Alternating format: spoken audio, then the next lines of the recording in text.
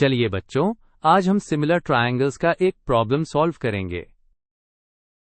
हमें दो ट्रायंगल्स दी गई हैं जो सिमिलर हैं।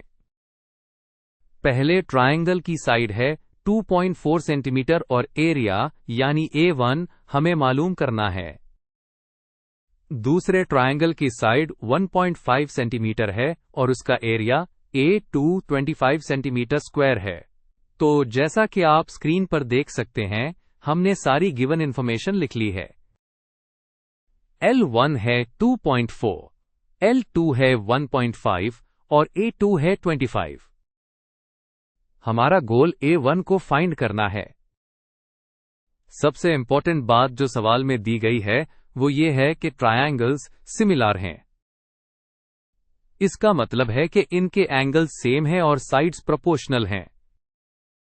इसी प्रॉपर्टी की वजह से हम एक खास फॉर्मूला इस्तेमाल कर सकते हैं। यह है वो फॉर्मूला जो सिमिलर ट्रायंगल्स के लिए इस्तेमाल होता है।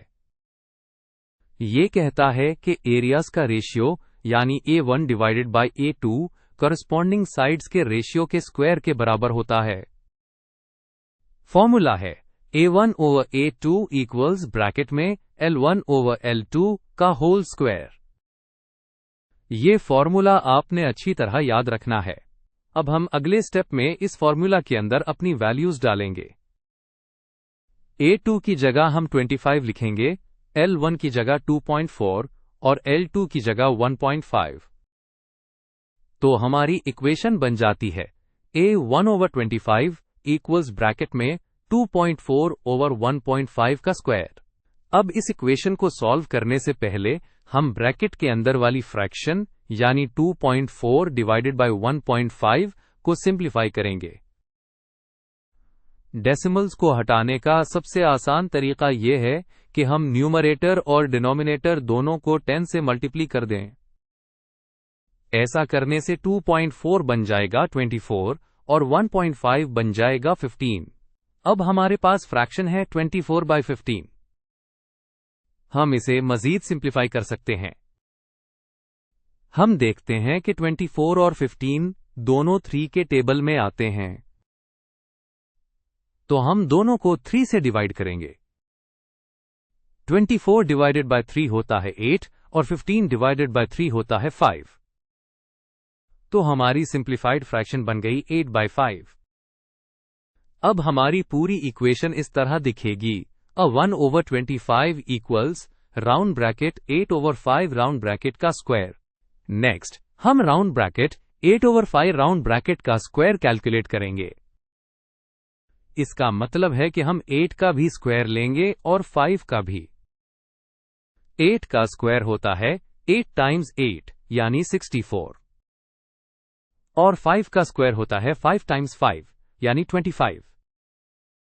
तो round bracket 8 over 5 round bracket का स्क्वायर बन गया 64 ओवर 25। अब इस वैल्यू को हम अपनी इक्वेशन में वापस रखेंगे जो बन जाएगी A1 ओवर 25 इक्वल 64 ओवर 25। अब हम A1 की वैल्यू मालूम करने के बहुत करीब हैं। हमारी इक्वेशन है A1 divided by 25 equal 64 divided by 25। A1 को अकेले छोड़ने के लिए हम इक्वेशन की लेफ्ट साइड वाले 25 को जो डिवाइड हो रहा है दूसरी तरफ लेकर जाएंगे।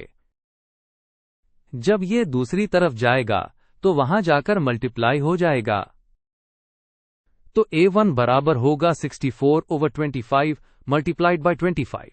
ये हमारा फाइनल कैलकुलेशन स्टेप है। हम देख सकते हैं कि हमारे पास है round bracket 64 times 25 round bracket divided by 25।